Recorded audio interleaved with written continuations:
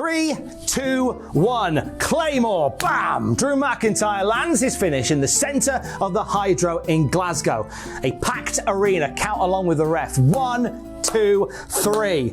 The Scotland faithful erupt as Drew McIntyre, their boy, embraces the world title and has the crowning moment of his future Hall of Fame career in his home country. His family enter the ring, there's tears, there's cheers. It's wrestling's ultimate feel-good moment. Drew McIntyre back on top of the mountain and doing it in Scotland of all places. That is how WWE have to sign off their premium live event, Clash at the Castle, this Saturday. Or is it? Or is Triple H cooking up something different? Something that could very well lead to a riot. Now, I know there's a lot of bluster around the idea of a match causing a riot. We've certainly seen our fair share of fans coming close to boiling point, like when Roddy Piper played La Cucaracha on the bagpipes instead of the Mexican national anthem. That almost led to a meltdown in the Olympic Auditorium. It was the day that Hulk Hogan formed the New World Order and got pelted with projectiles of all shapes and sizes at Bash at the Beach 96. The night that Birmingham went ballistic in 97 when Shawn Michaels defeated the British Bulldog for the European title. There's countless descriptions of hostility around Puerto Rico and the hostile Hammerstein Ballroom that hosted the ECW One Night Stand event in 06, the show in which we had the iconic "If Cena wins, we riot" sign. However, it's not unheard of for wrestling matches to actually cause arena-wide uproar. The infamous Madison Square Garden riot in 1957 when Antonio Rocca was bloodied by Jerry Graham, or in the mid-80s when the Road Warriors had to fight their way out of the Hammond Civic Centre after busting up Kurt Hennig and Baron von Raschke, or a few years after that in Sumo Hall when police took an hour to restore order in the fans after Big Van Vader brutally battered Antonio Inoki. Or what about the time that Shawn Michaels got a crowd in Little Rock, Arkansas so wound up that when he got bottled by the audience, he walked out and refused to wrestle, which led to arena-wide chaos that only tear gas could get under control. These are just a few examples of things in the pretend world of pro wrestling that have crossed a very real line. And there's a chance that WWE could walk that line on Saturday. We're only 6 months into the year, but this has clearly been Drew's greatest year in WWE.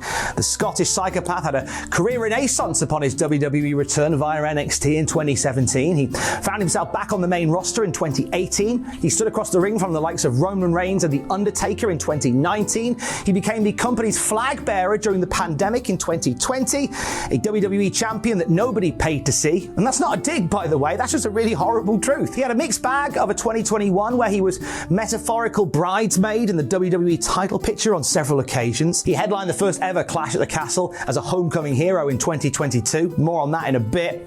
And he took a sabbatical that, upon his return, saw him skip from face to tweener to heel in 2023. A big part of Drew's success in this year, though, has been his unexpected dance partner in CM Punk. Punk's unexpected triceps injury in the Royal Rumble, and consequently, WWE's preeminent pivoting of Seth Rollins into orbit of The Rock, Roman Reigns, and Cody Rhodes, saw Drew's trajectory change from being a superstar with no fixed feud to a masterful online troll. Drew attacked Punk as he announced his injury woes, and from there, his whole focus became taking every potshot possible at Punk in the most memorable and memeable of ways. It took us to WrestleMania 40, where CM Punk called commentary as Drew McIntyre claymored his way to victory over Seth Rollins, realizing his dream of winning a world title in front of actual fans for the first time. It was a dream, as we now know, that was snuffed out by CM Punk and an opportunistic Damian Priest less than 10 minutes later. Drew has not let up on giving Punk what for on many platforms, social or otherwise, as he can with one eye on his next spicy meme and another on a date with Destiny at Clash at the Castle 2 in Glasgow, Scotland. It's at the Hydro, just a stone's throw away from where Drew went to uni, a venue that has been visited by Drew as a fan and as an indie wrestler. and Drew McIntyre looks poised to finally have the conclusive crowd-present crowning as world champion in that venue. The location is a key factor in all of this. The Scottish are a loud, proud bunch and on a mission to make sure they're the loudest in WWE audience history. Now, France has given the world a run for its money with an outstanding audience presence at Backlash. Scotland certainly aren't keen to lose to France in anything. And WWE have very much stacked the card with Celtic clotheslines. This is worth pointing out too.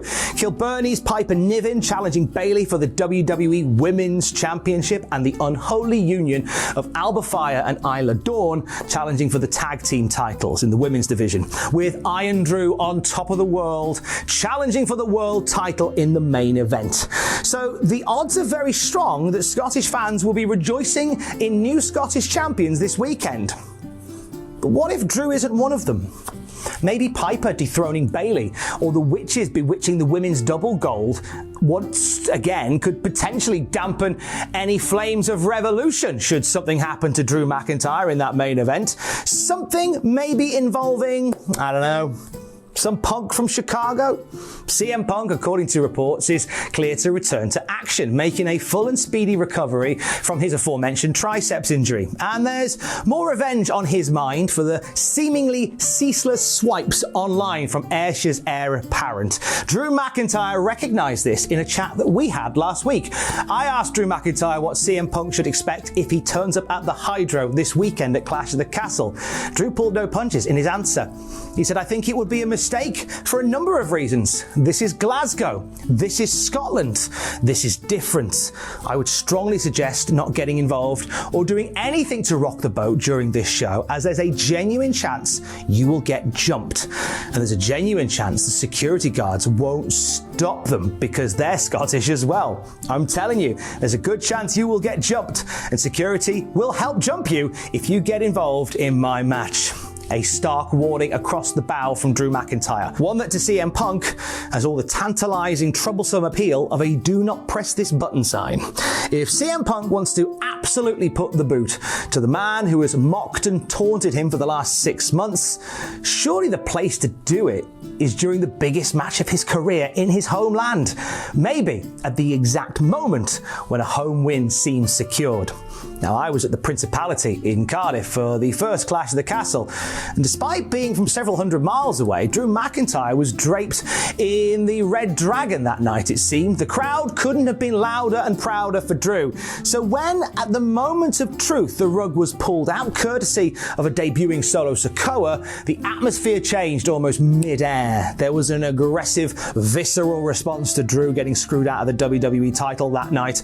I distinctly remember one group of people to the right of me standing up and start throwing expletives into the air that make a sailor blush before storming out of the stadium like their team had just lost 5-0. And this was Wales reacting to a Scottish superstar. This wasn't even the epicenter, and tremors were felt.